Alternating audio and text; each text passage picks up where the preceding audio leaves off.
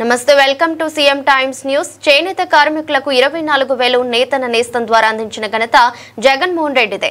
YCP సమన్వయకర్త నిసార్ అహ్మద్ స్పష్టం. మదనపల్లిలో ఘనంగా జాతీయ చేనేత దినోత్సవం. భారతీయులు తరతరాలుగా వారసత్వ సంపద చేనేత అగ్గిపెట్టెలో ఇమిడిపోయే చీరను నేసిన ఘనత మన నేతన్నల సొంతం.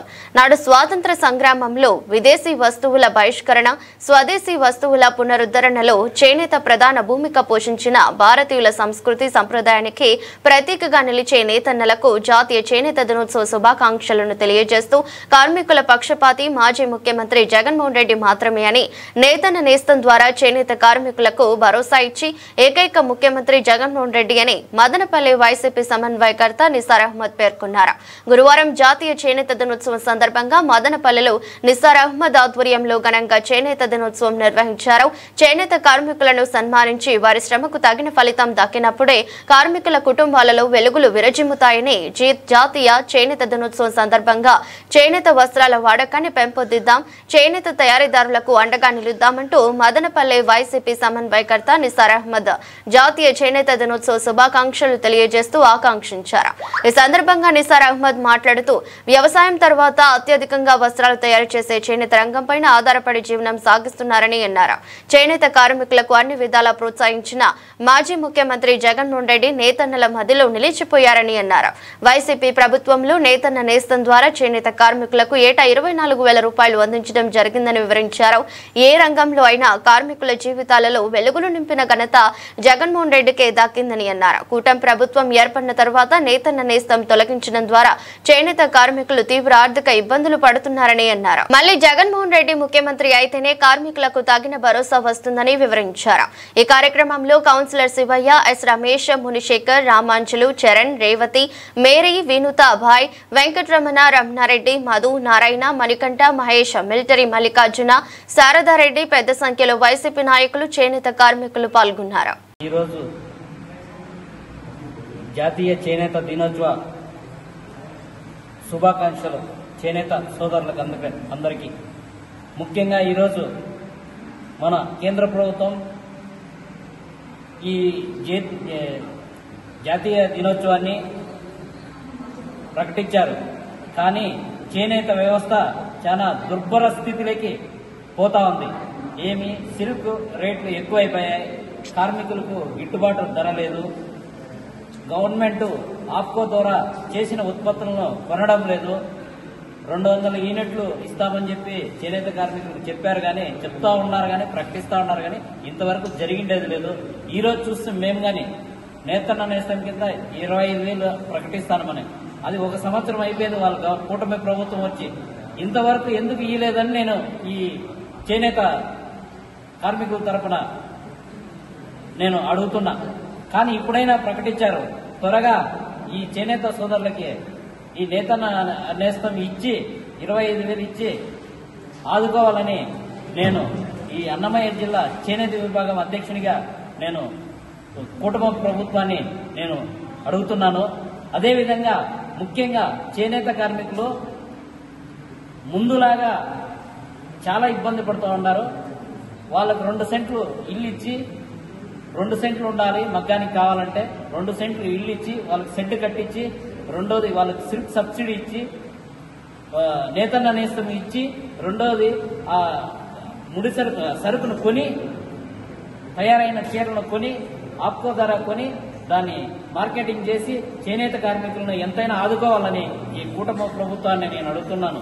అదేవిధంగా ఇప్పుడు ఈ చేనేత దినోత్సవం సందర్భంగా మరొక్కసారి చేనేత కార్మికులకు అందరికీ చేనేత దినోత్సవ శుభాకాంక్షలు. ఈరోజు జాతీయ చేనేత దినోత్సవం సందర్భంగా మన చేనేత కార్మికులకు, చేనేత దీనికి సంబంధం ఉండే ప్రతి ఒక్కరికి మా వైఎస్ఆర్సీపీ కాంగ్రెస్ పార్టీ తరఫున హృదయపూర్వక శుభాకాంక్షలు తెలుసుకుంటాం.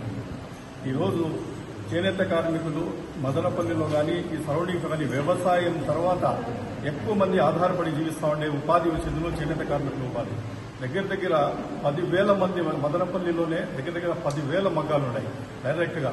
దాన్ని కాకుండా ఒక్కోరు ఒక మగ్గానికి 4 లెక్కేసుకుంటే కూడా దాని మీద డిపెండ్ అయి బతికే వాళ్ళు దగ్గర 40,000 మంది దగ్గర చేనేత కార్మికులు ఇక్కడ దీని మీద లబ్ధి పొందుతూ ఉన్నారు. అది వచ్చేందులో పరోక్షంగా ఇండైరెక్ట్లీ ఇంకా లబ్ధి పొందే వాళ్ళు చాలా మంది ఉన్నారు. దానికి జరీ పని అని కలరింగ్ చేసే వాళ్ళు కానీ, ఈ చీరలు రెడీ చేసే ఎత్తుకొని పోయే వాళ్ళు కానీ, ట్రాన్స్పోర్ట్ వాళ్ళు కానీ, ఈ రకంగా ఎన్నో దగ్గర 70-80 వేల మంది మదనపల్లి కాన్స్టిట్యున్సీ, ఒక్క మదనపల్లి కాన్స్టిట్యున్సీలోనే దీని మీద డిపెండ్ అయి బతికే వాళ్ళు చాలా మంది ఉన్నారు.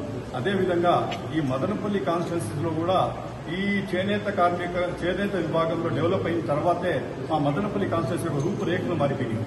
చాలా మంది ఇక్కడ వచ్చిన చుట్టుపక్కల ఉండేవాళ్ళు ప్రతి ఒక్కరూ తిరుపతి, చిత్తూరు, ఇక్కడ తర్వాత పలంనేరు ఈ సైడ్లో నెల్లూరు కాడ నుండి చాలా మంది ఇక్కడ వచ్చి మదనపల్లిలో ఉండి చీరలు కొనుగోలు చేస్తా ఉన్నారు. వ్యాపారం కొనేదానికి వీళ్ళు వస్తారు.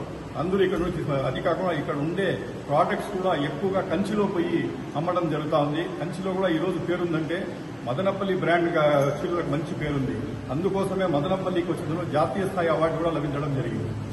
ఇంత బాగా మదనపల్లిలో ఉంటే ఈ రోజు వీళ్ళ పరిస్థితి ఏమంటే ఇంతమంది ఉపాధి కల్పించి ఇంతమంది ఆధారపడి జీవిస్తూ ఉండే ఈ చేనేత కార్మికులకు ఈ రోజు వాళ్ళ పరిస్థితి ఆందోళనకరంగా ఉంది.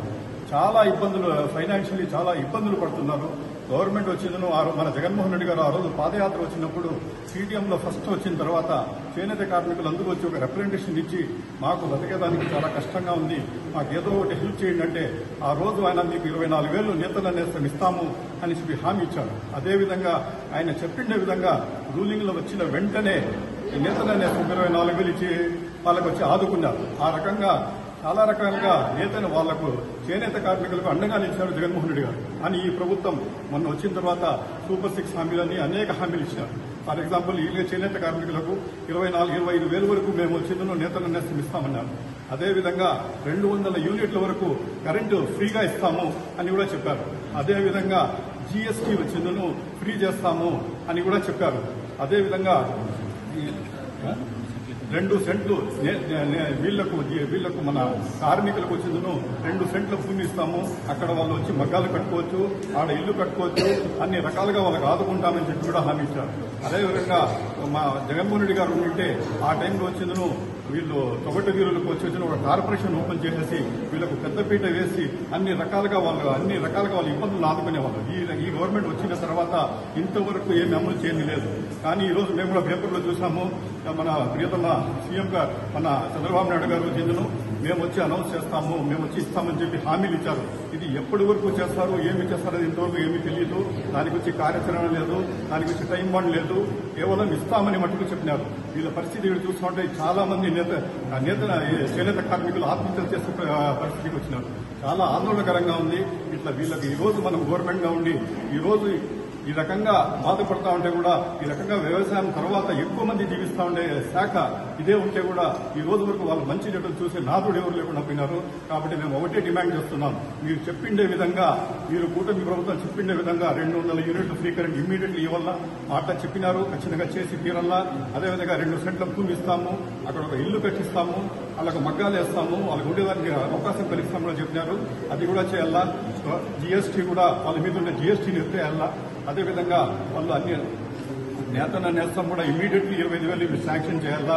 అదేవిధంగా అన్ని రకాలుగా వీళ్ళకి ఇబ్బందులన్నీ కూడా ఆదుకొని వాళ్ళకు పెద్ద పెట్టేసి ఈ వృత్తి ఇక్కడ నుండి సమస్యపోకుండా దానికి ఇంకా వీళ్ళకి అభివృద్ధి చేస్తారని చెప్పి సందర్భంగా మేము మనవి చేస్తూ ఖచ్చితంగా వైఎస్ఆర్సీపీ పార్టీ తరఫున ఇది చేసి తీరల్లా అని చెప్పి మేము డిమాండ్ చేస్తాం.